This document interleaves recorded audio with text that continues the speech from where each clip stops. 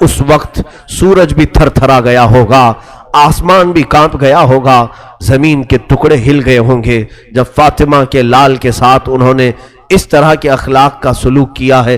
عزیزان گرامی وقار، فجر ہوتے ہی امام علی مقام یزیدی لشکر کے پاس آئے اور پھر یہاں پر کھڑے ہو کر ایک خطبہ دیا اور کہا، اے لوگو، کیا تم نہیں جانتے کہ میں فاطمہ کا بیٹا ہوں، میں حیدر کرار علی مرتضیٰ کا بیٹا ہوں؟ کیا تمہیں معلوم نہیں کہ ایک مسلمان کا قتل کتنا بڑا گناہ ہے؟ یہ تمام تقریریں کرنے کے بعد آپ نے سمجھایا کہ تم اپنی تیروں کو اور تلواروں کو اندر کر لو، میں تم سے لڑنے نہیں آیا ہوں، تم سب مسلمان ہو، تم سب نمازیں پڑھتے ہو، تم سب کلمہ پڑھتے ہو، ہم آپس میں قتل و خون کر کے ایک دوسرے کے ساتھ اس طرح سے نہ بھیڑ جائیں۔ سارے لوگوں کو سمجھایا، لیکن کچھ لوگوں کے آنسو تو نکل گئے لیکن تلواریں ہاتھ سے نہیں چھوٹیں، تلواریں نیچے نہیں آئی۔ اسی اسنا میں شمر ذل جوشن اس خبیث مردود نے عمرو بن سعد سے کہا، تم سپہ سالار ہو، جنگ کے شروع کرنے کی اجازت دے دو۔ اسی اسنا میں حر بن یزید جو 1000 کا لشکر لے کر سب سے پہلے امام حسین کے پاس آیا تھا، اس نے آ کر کے پوچھا، اے لوگو، کیا تم صحیح میں حسین کے ساتھ جنگ کرنا چاہتے ہو؟ حقیقت میں تم لڑو گے امام حسین کے ساتھ؟ تو سبوں نے کہا، ہم آئے ہی اسی لیے ہیں کہ حسین کے ساتھ ہم وہ سلوک کریں گے کہ دنیا یاد رکھے گی۔ اس وقت حر بن یزید نے کہا، اے لوگو، کیا تمہیں ڈر نہیں لگتا کہ حسین بن علی کے ساتھ لڑنے سے تمہاری آخرت خراب ہوگی، عاقبت برباد ہوگی؟ لوگوں نے اسے تانا مارنا شروع کیا کہ تو وفادار نہیں ہے، یزید کو ہم خط لکھ کر کے بھیج دیں گے، 1000 کا لشکر دے کر کے تجھے بھیجا گیا تھا حسین کو گرفتار کرنے کے لیے، تو اب بہکی باتیں کر رہا ہے۔ حر بن یزید فوج سے الگ ہو کر درمیان میں کھڑا ہوا، اپنے خیمے کے پاس آیا، اس کے گھر والے بھی تھے، اس کی بیوی اور اس کا بڑا بیٹا بھی تھا۔ انہوں نے دیکھا کہ حر کانپ رہا ہے اور بہت زیادہ جسم میں تھرتھراہٹ آ گئی۔ گھر والوں نے پوچھا، حر یہ کیسی کپکپاہٹ ہے، کیسے کانپنا ہے؟ اس نے کہا، میں ایک طرف جنت دیکھ رہا ہوں اور ایک طرف دوزخ دیکھ رہا ہوں۔ حسین کے خیمے کی طرف مجھے جنت دکھ رہی ہے اور یزیدی لشکر کی طرف مجھے دوزخ دکھ رہی ہے، اور میں بیچ میں کھڑا ہوں۔ بتاؤ اے لوگو، میں کیا کر سکتا ہوں؟ میں اگر دوزخ کو جان بوجھ کر کے ہاتھ میں لے لوں تو دنیا میں مجھ سے زیادہ بے وقوف اور پاگل کوئی نہیں ہوگا۔ یہ سنتے ہی اس کی بیوی نے کہا، اے حر، آپ کے دل میں جو بات ہے وہ عمل کر جاؤ، جو دل تمہارا چاہ رہا ہے اس پر عمل کر جاؤ۔ حر نے فوراً اپنا گھوڑا دوڑایا اور اپنے بیٹے کو لیا، اپنی بیوی کو لیا، سیدھے امام حسین کے خیمے میں آیا۔ امام حسین نے دیکھا یزیدی لشکر کا پہلا کمانڈر آیا ہے، پوچھا کہ کیسے آنا ہوا، ابھی تو کوئی جنگ کی بات نہیں ہے۔ حر بن یزید نے کہا، نہیں، جنگ کا طبل بج گیا ہے اور اعلان ہو چکا ہے کہ اہل بیت کے سر اڑائے جائیں گے، تیروں سے آپ کے جسم چھلنی کر دیے جائیں گے۔ میں اس لیے لشکر یزید چھوڑ کر آیا کہ مجھے رب نے ہدایت دی اور مولا مجھے تمہارے قدموں میں ڈال دیا۔ اے حسین، کیا میری بخشش کا کوئی راستہ نکل سکتا ہے؟ میں ہی ہوں جو آپ کو یہاں اترنے پر مجبور کیا، میں ہی ہوں جو آپ کو کربلا کے میدان پہ لے آیا۔ حر نے کہا، کیا میری بخشش ہو سکتی ہے اگر میں اس عمل سے بھاز آ جاؤں؟ حسین ابن علی نے اس وقت بھی گلے لگایا اور کہا، انت حر فی الدنیا و فی الاخرہ، اے حر، تو دنیا میں بھی آزاد ہے اور آخرت میں بھی آزاد ہے۔ یہ اہل بیت کی شان ہے۔ اخیر وقت میں وہ آیا، حسین ابن علی نے گلے لگا لیا اور اس کے بعد حر نے کہا، اے حسین، آپ حکم فرمائیں، میں آپ کی طرف سے سب سے پہلے لڑنے کے لیے جاؤں گا۔ آیا تھا یزید کی طرف سے، اسی کو کہتے ہیں مولا کی ہدایت کاملہ۔ جب رب تبارک و تعالیٰ چاہتا ہے تو کفر کے اڈے سے بھی کسی کو نکال کر دائرہ اسلام میں لے آتا ہے، اور جب کبھی کسی کو گمراہ کرنا چاہے تو کعبہ کے قریب رکھ کر کے بھی کسی کو بے ایمان اور کفر کی موت مار دیتا ہے۔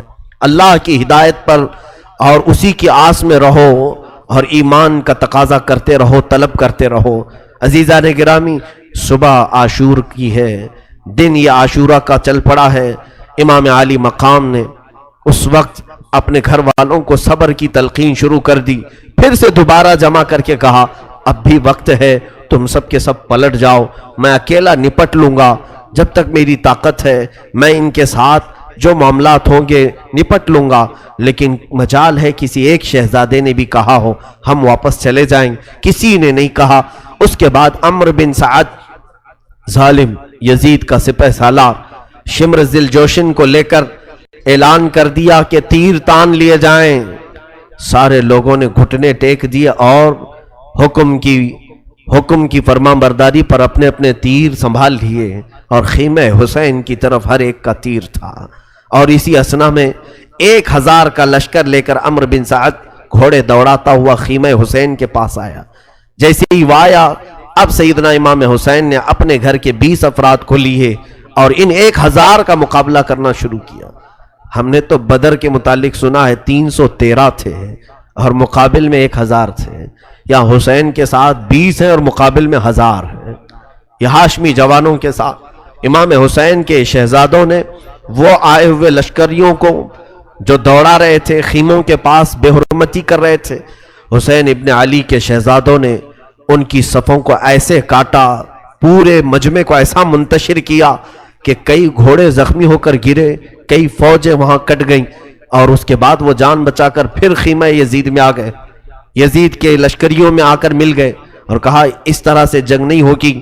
پھر عمرو بن سعد نے کہا اب دیکھنا تم سب گواہ رہنا، سب سے پہلا تیر حسین کی طرف میں چلاتا ہوں، اور یہ کہہ کر کے اس نے خیمہ حسین کی طرف تیر چلایا، اور اس کے بعد اعلان کر دیا جنگ کا آغاز ہو چکا ہے۔ طبل بجائے گئے، باجے بجائے گئے اور سر پھونکے گئے، وہاں پر طبلے، بانسریاں اور یہ جو بجائے جا رہے تھے حسین کے ساتھ جنگ چھیڑنے کے اعلان میں بجائے جا رہے تھے۔ آج بھی لوگ بجاتے ہوئے نکلتے ہیں، شاید آج بھی لوگوں کے دل میں یہ ہوگا حسین کو بلا رہے ہوں گے کہ پھر سے جنگ شروع ہونے جا رہی ہے۔ طبلے بجائے گئے تھے یزید کی طرف، اور اس کے لشکریوں نے اعلان کے لیے ڈھول باجے بجا کر کے شروعات کی جنگ کی۔ امام حسین ابن علی رضی اللہ تعالیٰ عنہ اپنے خیمے میں بیٹھے تھے۔ حر بن یزید جو آئے امام علی مقام کی بیعت کی تھی اور وفاداری کا ثبوت دیا تھا، وہ اٹھے اور جانے لگے تو حر بن یزید کا بیٹا علی وہ کھڑا ہوا اور کہا کہ اے ابا جان، آپ کے ہوتے ہوئے، میرے ہوتے ہوئے آپ کیسے جائیں گے؟ مجھے اجازت دیں۔ تو سب سے پہلے حر بن یزید کا بیٹا میدان کربلا میں اترا۔ یہ امام علی مقام کے وہ نئے ساتھی ہیں جو اسی دن ملاقات کی ہے اور اسی دن نکل پڑے، اور اس جوان نے 2-3 لوگوں کو اپنی تلوار سے مارا، لیکن زیادہ دیر تک وہ نہیں مار سکا۔ اچانک اسی اسنا میں ظالموں نے اسے گھیر کر شہید کر دیا۔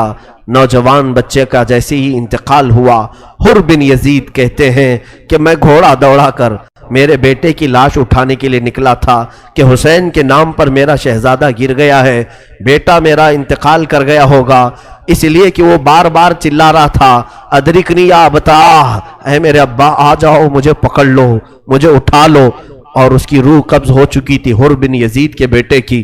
حر کہتے ہیں میں گھوڑا دوڑاتے ہوئے میرے جوان بچے کے تک پہنچنا چاہ رہا تھا، دیکھا وہاں پر مجھ سے پہلے حسین ابن علی پہنچے ہوئے ہیں اور امام علی مقام اس جوان کو اٹھا رہے ہیں اور اٹھا کر کے خیمے کی طرف لا رہے تھے۔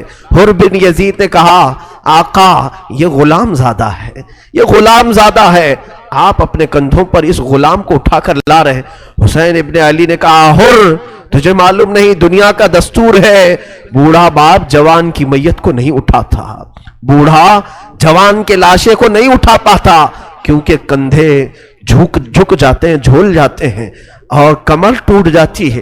یاد رکھنا اگر کسی کے سامنے اس کے جوان بیٹے کی موت ہو جائے، کون سا باپ ہے جو جنازہ اٹھانے کی ہمت کرے گا؟ حر بن یزید نے کہا آقا یہ غلام زادہ ہے، آپ اٹھا رہے ہیں۔ حسین ابن علی نے کہا کہ اے حر تجھے معلوم نہیں، دنیا کا دستور ہے کہ جوان بیٹوں کو باپ نہیں اٹھا پاتا، تو میں اٹھاؤں گا جب تک رہوں گا۔ لیکن کربلا نے وہ بھی منظر دیکھا جب حسین نے خود اپنے شہزادوں کی لاشیں اٹھائے، تب کوئی دوسرا اٹھانے والا تھا ہی نہیں۔ اے میرے عزیزو، امام علی مقام اس جوان بچے کی لاش کو خیمے تک لے آئے۔ حر بن یزید یہ امام علی مقام کی طرف سے نکلے اور اپنے بیٹے کی موت کا غم بھی لاحق تھا، यजीद के लश्करियों पर वो शेर की तरह बिफर गए, जगह जगह से उनकी सफ़ों को काटते रहे। अम्र बिन साद ने कहा कि पकड़ लो हुर बिन यजीद को और गिरफ्तार करो। लोगों ने जब तीरों से हमला किया और फिर देखा कि तीर खाकर तकरीबन 27 तीर हुर बिन यजीद के जिस्म पर लगे, लेकिन वो किसी तीर का कोई भी नोटिस नहीं लेते थे। और उसके बाद ऐसा हुआ कि उनके घोड़े को गिराया गया और लोग उनके जिस्म पर चढ़ गए और उनका सर भी जिस्म से अलग किया गया। हुर बिन यजीद को वहां पर शहादत हुई। आली मकाम इमाम हुसैन रज़ियल्लाहु ताला अन्हु के खानदान में से कोई भी बच्चे को उनके साथियों ने पहले मैदान में उतरने नहीं दिया जब तक इमाम आली मकाम के वफादार साथ में थे। हज़रत हबीब इब्न मुज़ाहिर, मुस्लिम बिन औसजा असदी और ज़ुहैर बिन क़य्यिन अल-बजली, अब्दुल्ला, ये तमाम वो लोग हैं जो इमाम आली मकाम के साथ थे, खानदान वाले नहीं थे, लेकिन उन्होंने खानदान के किसी फर्द को जाने नहीं दिया। पहले खुद उतरे, हबीब इब्न मुज़ाहिर आए, ज़ुहैर बिन क़य्यिन आए, ये सब लड़ते रहे, अब्दुल्ला आए, ये सब लड़ते लड़ते जामे शहादत नोश कर गए। इनके जिस्मों को यजीदियों ने पामाल किया, बिखेर दिया। अब इमाम आली मकाम के घर वालों की बारी आई। जब साथी सब शहीद हो गए, खानदान उनके सब लुट गए, इमाम आली मकाम के घर वालों का अब मकाम था ये करबला का खूनी मंजर जो अहले बैत अतार से कड़ा इम्तिहान ले रहा है, एक सख्त तरीन इम्तिहान ले रहा है। भूख का इम्तिहान अलग है, प्यास का इम्तिहान अलग है, और बगैर छत के घरों का इम्तिहान अलग है, और उसके बाद तलवारों के मुकाबले का इम्तिहान अलग है।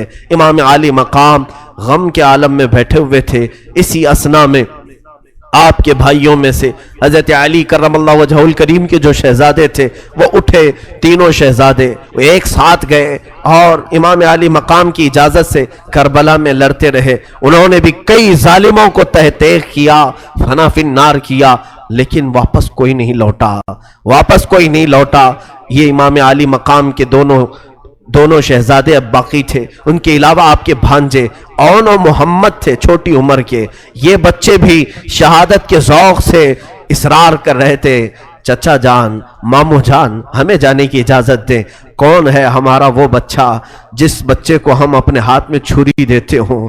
हम तो नन्हे बच्चों से छुरी भी छीन लेते हैं, कहीं काट ना दे। लेकिन इमाम अली मकाम के भांजे जिनकी उम्र 11 साल की हो, 12 साल की हो, बड़ी वजनी तलवारें उठाए यजीदी लश्कर की तरफ आए और देखा औनो मोहम्मद को लोगों ने पकड़ लिया और कहा, बच्चे तुम भी लड़ने के लिए आए हो? कहा हाँ, ताकि तारीख याद रखे कि रसूल के घर का हर बच्चा दीन पर कुर्बान होने में जरा भी पसोपेश नहीं करता।